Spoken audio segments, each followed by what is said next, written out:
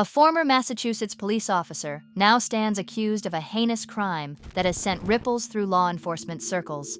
Matthew Farwell, 38, once a respected member of the Stoughton Police Department, faces charges of killing Sandra Birchmore, a 23-year-old pregnant woman who had accused him of sexual abuse. The story begins in the quiet town of Stoughton, where Birchmore, at the tender age of 15, joined the local Police Explorers program. This initiative, designed to introduce young people to careers in law enforcement, became the backdrop for a series of tragic events that would unfold over the next 8 years. Farwell, then an instructor in the Explorers program, allegedly began an inappropriate relationship with the teenage Birchmore. This illicit connection, prosecutors claim, continued well into Birchmore's adulthood. In December 2020, Birchmore discovered she was pregnant and identified Farwell as the father of her unborn child. The situation took a dire turn on January 18, 2021, when a friend of Birchmore's contacted the Stoughton Police Department to report the relationship.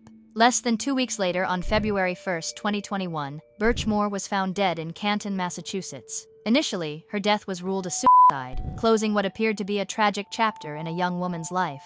However, the story didn't end there. Federal authorities launched an investigation, re-examining old evidence and uncovering new information. This probe led to a startling conclusion. Birchmore's death was not a suicide, but a calculated murder.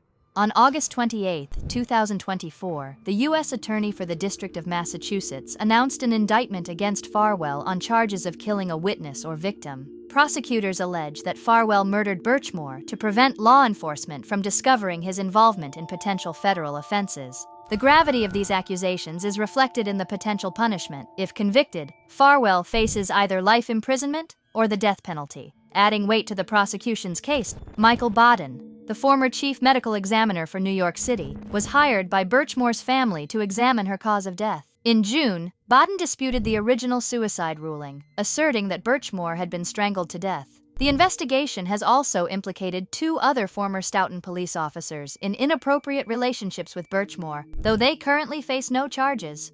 As the case unfolds, it serves as a stark reminder of the potential for abuse of power within law enforcement and the devastating consequences that can result.